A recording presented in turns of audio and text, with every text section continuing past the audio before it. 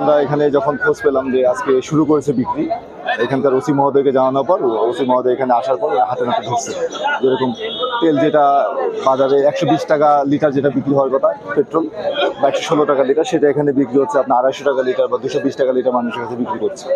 এটা জানার পর ওনারা এখানে তাদেরকে করছে, তেল জব্দ করছে। পরে আমরা ডিসি অফিস থেকে আসছি, এক্সিকিউটিভ ম্যাজিস্ট্রেট আমি সাইফুল ইসলাম।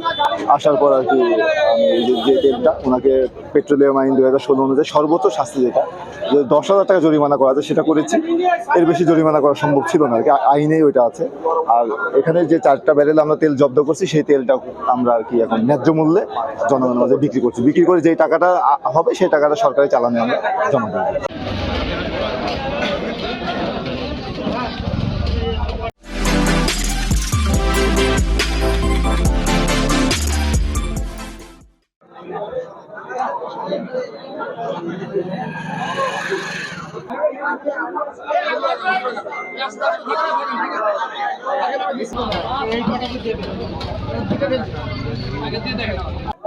এর আগে যদি